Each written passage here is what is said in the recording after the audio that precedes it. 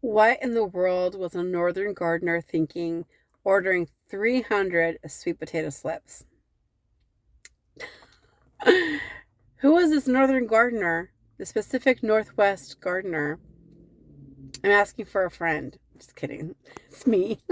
Hi, I'm Aubrey, Crybaby Sentimental Homestead here, and I am awaiting a really big order from Southern Exposure, and I purchased 300 sweet potato slips, three different kinds. I think one's called like O. Henry. I think one's Japanese red, and then one other one. I'll show it to you on the screen in a moment. And I'll show you their website too. But I ordered 300 sweet potato slips.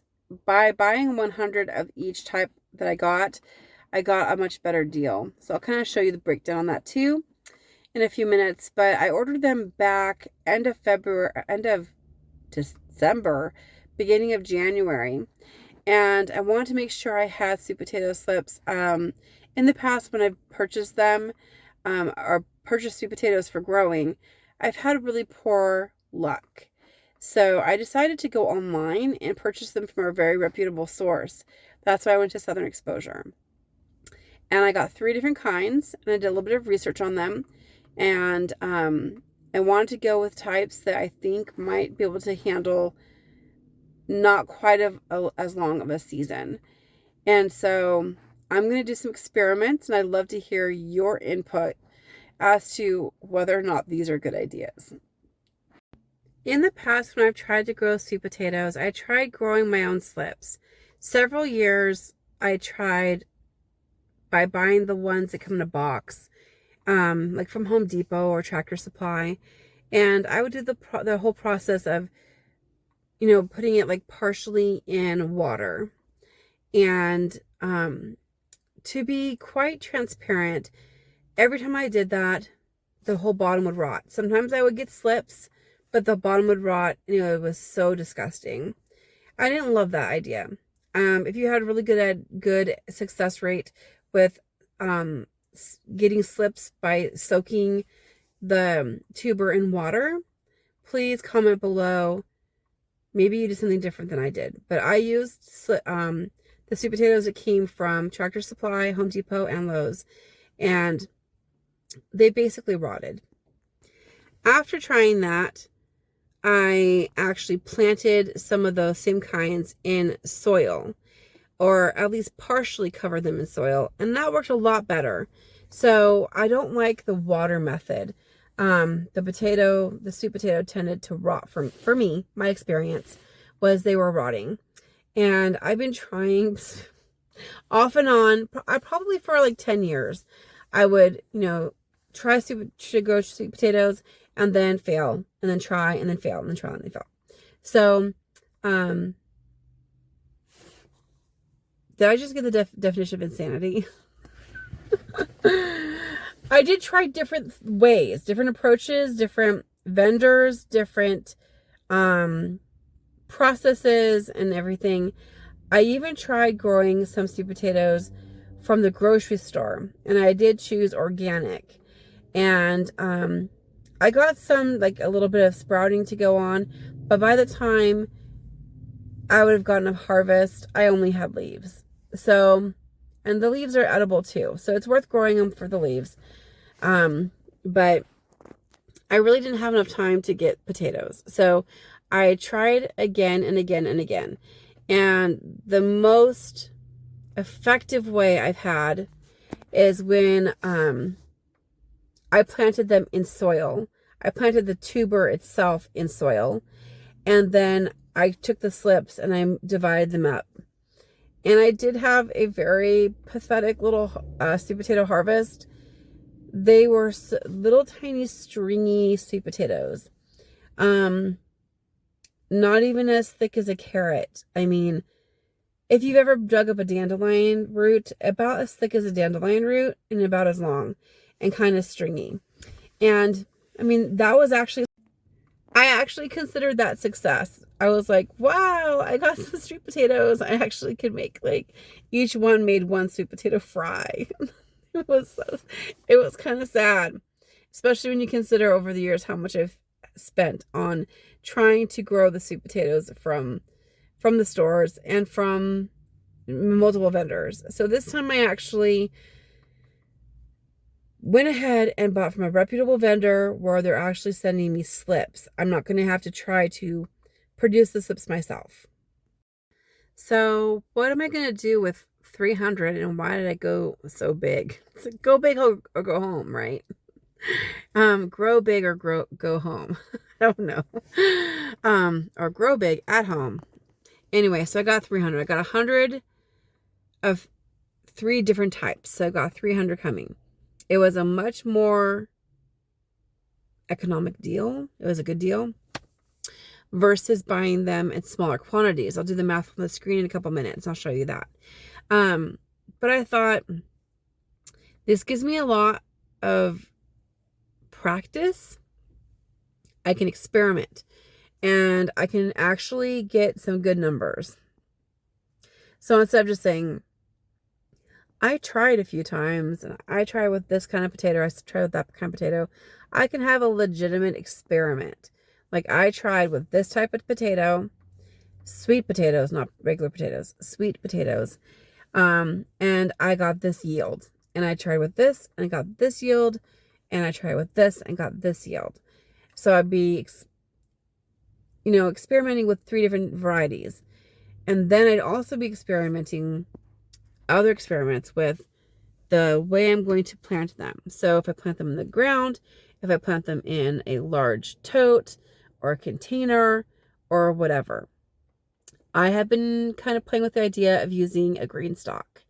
So what do you think about using a green stalk to grow sweet potatoes? My idea is I could do like each pocket, like a sweet potato in one pocket, and the next one could be like a bush bean or maybe calendula or something. And then a sweet potato and then a bush bean or calendula, and going around in a circle, and do that to every tier on a green stalk. So what do you think about that green stalk idea? The reason why I was saying every other one is because that would give the tubers more space. They can grow all around in the space that they have pockets, but there's space in between. So I was thinking that would give them more room for the tubers to grow underneath. So that's what I'm thinking I might try doing, at least for one of the experiments, because I have 4 green stalks coming in the mail. When they had the Mother's Day sale, I went ahead and got 2 pink green stalks and 2 green. And so I thought maybe I might use some green stalks for sweet potatoes. And so if I do that, I'll have to use at least 3 of them because I'd have to do like 1 for each type. The color won't matter, but I'd have to do 1 for each variety and then compare and contrast on yield, which means I'll have to plant them on the same day so they have the same amount of time, and that I'm isolating all the other variables that could cause them to have a different yield. So I will do one experiment where I am growing them in green stalks and probably do some totes because they're nice and deep. That's what I was thinking.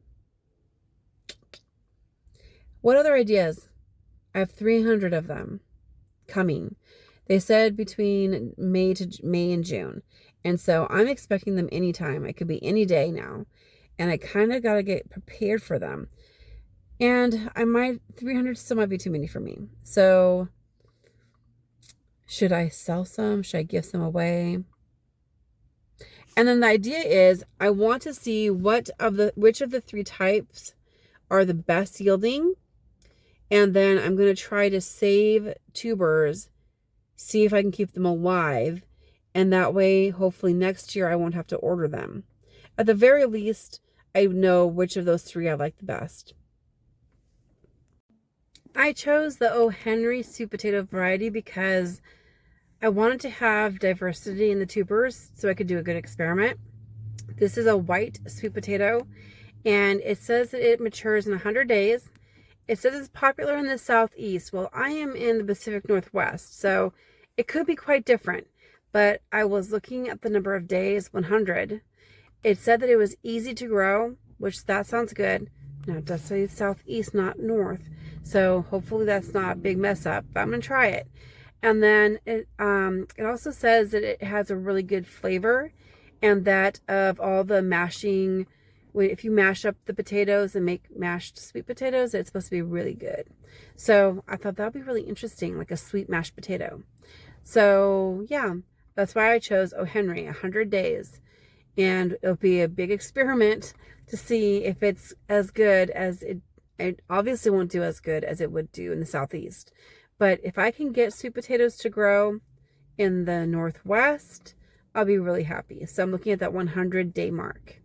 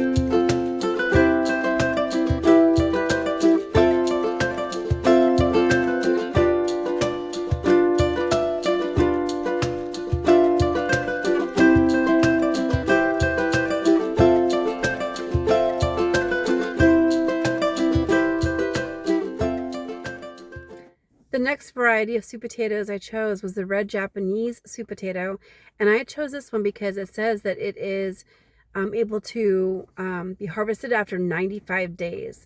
95 days, even better than 100, is great. Also, this is a red skin variety that's white on the inside. O. Henry is white on the outside and inside. The red Japanese sweet potato is red on the outside, white on the inside, as far as I see in the pictures. 95 days, so it's quick maturing. In the description, it even says that it's popular in the north as well as in the south. So I'm excited about that. It also says it grows well in California, or it's popular in California. So I'm not sure if that means they're growing in California, because that would be the Pacific coast. So North and Pacific. I'm kind of reading between the lines there a little bit. Might have got a little bit too creative in my reading between the lines, but I'm excited about this variety because it said 95 days, and it specifically says it grows well in the north. So that's super exciting.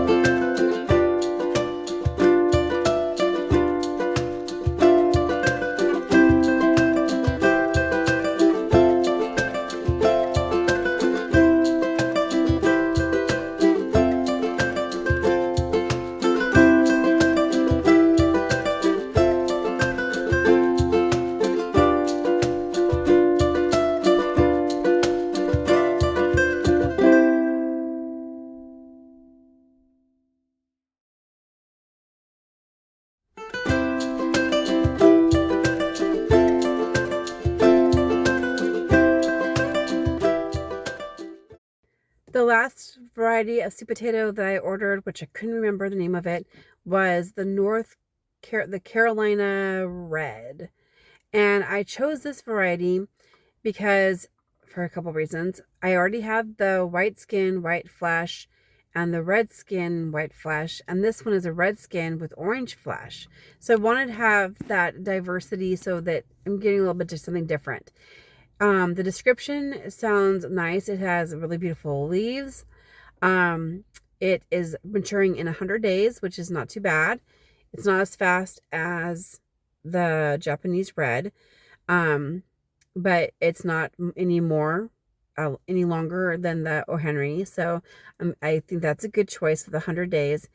It has some resistance to some issues. I think some of the other varieties said that they had resistance to issues as well. However, like I haven't grown them enough to experience issues to know which ones I'm trying to avoid. It said that it was released out of North Carolina, um, which you're thinking about latitude, it's a little bit closer than like a lot of the varieties I've seen coming out of like Florida or South Carolina or places like that. So a little bit higher latitude is where it was developed or released from. So I'm hoping that it will do okay with my latitude. And let's see.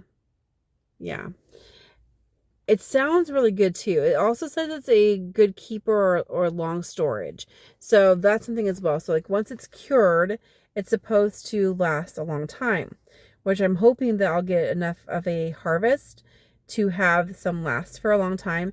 And also, regardless, if I have a good, any size harvest, if I have some good sized tubers, I'm going to want to save some for the next year so I can propagate my own slips from the sweet potatoes that I've grown in my own garden in my climate. So I'm hoping to get a strain of potatoes, sweet potatoes, that will be acclimatized to my region and that will do really well for me. And so this year, those are the 3 varieties I've decided on. And if any of those really thrive, that's what I'm going to go with. If they don't, I might do another experiment next year with a different 2 or 3 varieties. I might not go as crazy unless I have someone to like chip in and maybe like buy half of, like they do 50 and I do 50 or something. Because 100 is a lot. Yeah, it's a lot. 300 is more. 300 is a lot, but sweet potatoes. So a lot of sweet potato slips. So I'm gonna have to figure out. I don't want them to wilt and die. What would you do if you had 300 sweet potato slips coming your way? How would you expedite getting them planted in a timely manner? Because I'd hate to have any of them shrivel up or die before I have them in the ground or in one of those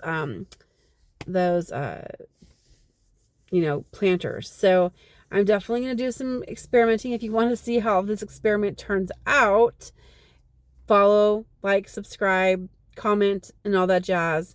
But I'm excited. And I hope that it's not going to be like anticlimactic, like with this little tiny shriveled up tubers again. But I'm going to give it a chance. I'm really good with regular potatoes. I grow potatoes here all the time.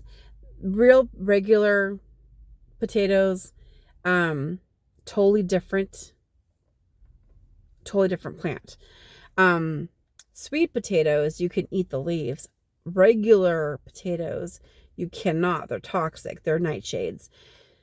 With the regular potatoes, I grow them all the time. And in fact, they overwinter in the ground all year long. I have all different kinds of potatoes. I've lost track of which is which.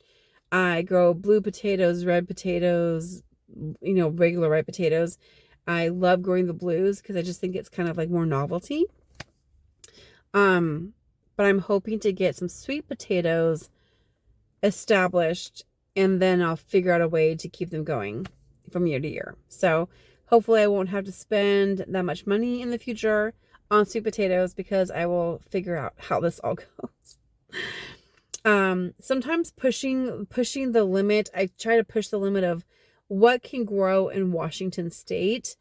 And sometimes it's amazing because people would always tell me, you have to dig up your regular potatoes, you have to keep them a certain way and all this stuff. And like, I leave the regular potatoes in the ground all year long and they grow back the next year. Whatever potatoes I didn't harvest, they grow into a plant the next year and they provide me more tubers the next year. So I break some rules and I push the boundaries and figure out what can I really get out of my garden. And I really am feeling like there is going to be a food security issue. When is yet to be determined, but it probably already is. Um, and I am tired of seeing bioengineered foods. I don't like that. If I can choose, I choose not to have that for me or my family. And if I can grow my own sweet potatoes, that would really be helpful. And also, those of you who have been watching my channel for a while, I mentioned changing to like a lower carb lifestyle. And if I grow it, I can eat it. So I'm still going to eat regular potatoes if I grew it.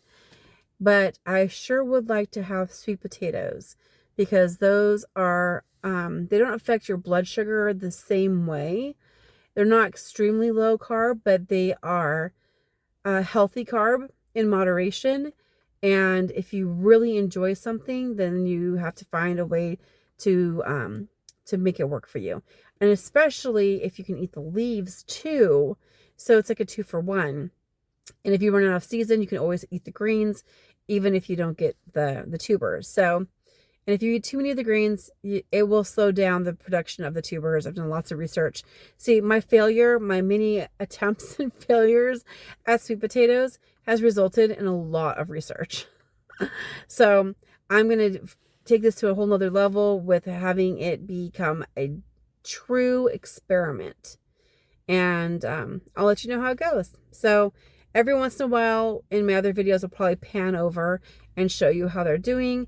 When I get the package in the mail, I'll show you. When I get my green stalks and I set them up and I plant the slips, I'm going to show that to you too. So if you like gardening, you want to definitely subscribe and hit the bell notifications. And don't forget, be good, be sweet, and grow a garden if you want to eat. I'll see you next time, everybody. Bye-bye.